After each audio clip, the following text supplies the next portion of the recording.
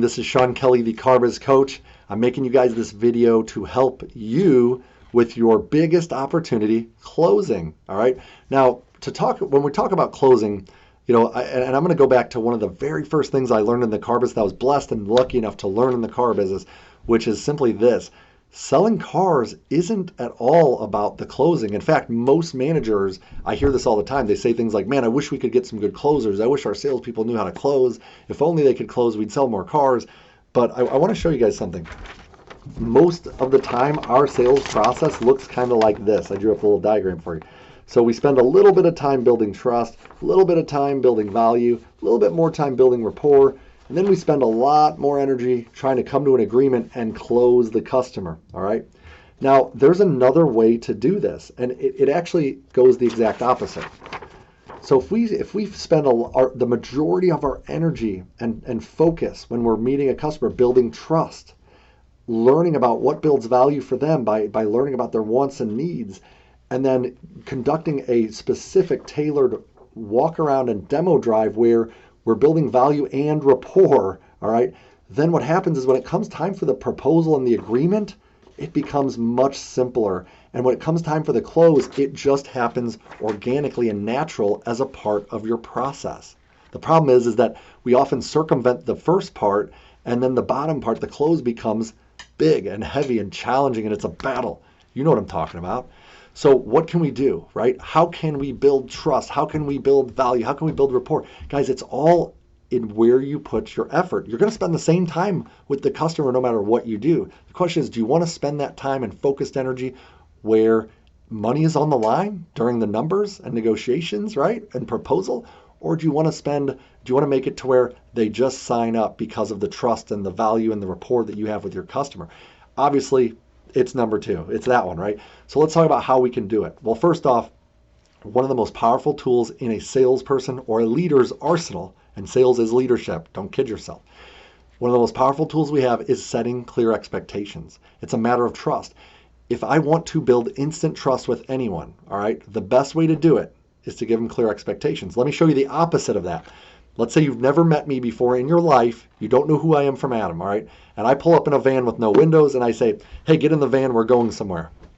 Well, you don't know who I am. You don't know where we're going or why we're going there. You think you're being abducted, you're creeped out, and you run away. You call stranger danger, whatever, all right?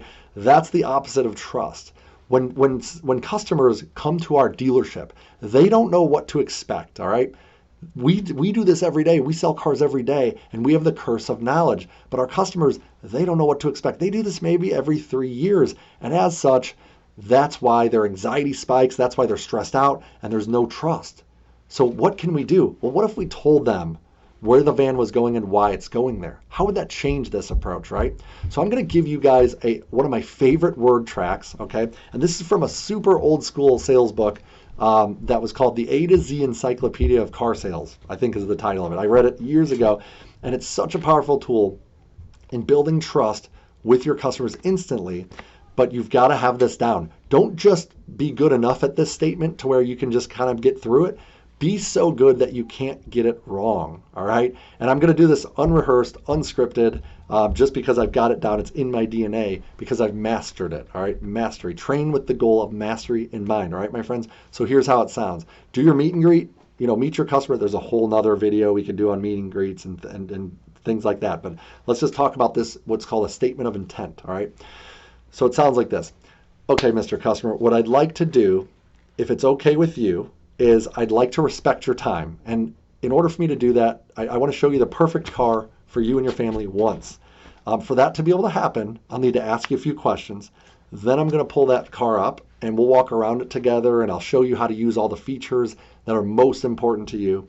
Then we'll drive it together and we'll spend some time getting to know each other a little bit. And then when we get back from that demo drive, we'll making sure that this is the perfect vehicle for you and your family and you love how it drives.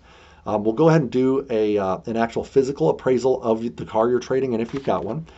And then we'll put all your investment options down on paper, and then we'll go over them together. That way you'll have all the information you need to make a good decision when the time comes. Does that sound fair to you? Well, let me ask you guys this. Is anything I said unfair? Anything I said at all? No. So the answer is yes. Now, this is the equivalent of me pulling up in that van and saying, hey, I talked to your boss. I'm coaching you guys. By the way, your boss said you could have an hour and a half lunch. I'm going to drive you to the steakhouse down the road. Lunch is on me. I'll give you some free coaching. And then when we get back, I'm going to buy a car from you. You want to get in the van? See the difference? Most of you guys are like, yes. I know some of you guys, you wild people, you're all about it. Maybe even you said yes on the first one. I don't know.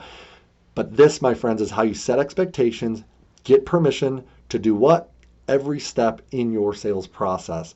But you need to get this down so well that you can say it just like I can. It's part of your DNA, because only then can you truly maximize your potential, all right?